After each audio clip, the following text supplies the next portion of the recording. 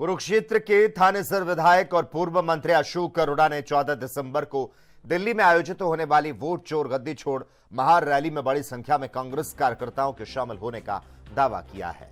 उन्होंने कहा, अगर ऐसा ही चलता रहा तो प्रजातंत्र पर संकट आ सकता है।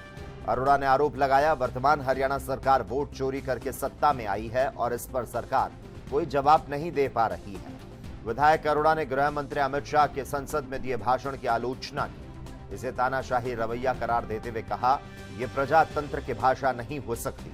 उन्होंने और कई महत्वपूर्ण मुद्दों का उल्लेख किया, जैसे धान घोटाला, महंगाई, बेरोजगारी और स्कूलों में कमी। अरोड़ा ने कहा, कांग्रेस आगामी विधानसभा सत्र में इन मुद्दों पर काम रोको प्रस्ताव लाएगी। इसके अलावा उन्होंने ये भी कहा, कांग्रेस सरकार के समय किसानों को सबसे ज्यादा मुआवजा मिला, जबकि वर्तमान सरकार ने पंजाब के मुकाबले बहुत ही कम मुआवजा दिया। वंदे मातरम पे चर्चा हुई और 60 साल पहले नेहरू जी की मौत हो चुकी थी लगभग, और सारा भाषण मोदी का नेहरू जी पे था। कोई चर्चा नहीं की कि बेरोजगारी कैसे बढ़ रही है, किस प्रकार से बाहर के लोग आके यहाँ पर लोगों को मार जाते हैं। किसी भी ज्वलंत मुद्दे पे, महंगाई पे, भ्रष्टाचार पे कोई चर्चा नहीं। चर्चा केवल नेहरू पे।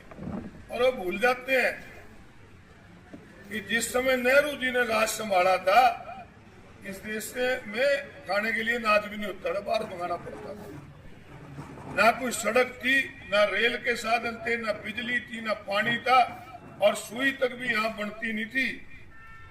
उन्होंने एक चुनौतीपूर्वक देश की आजादी के बाद राज संभाला और बाबा साहब ने हमें एक बेहतरीन संविधान दिया, जिसमें सबको बराबरी के अधिकार दिए।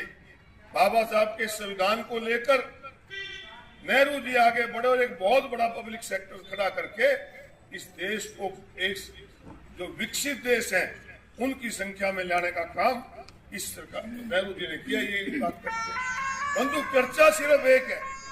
अब एसआईआर की चर्चा की, मुझे हैरानी होती है कि एसआईआर के खिलाफ हमारे नेता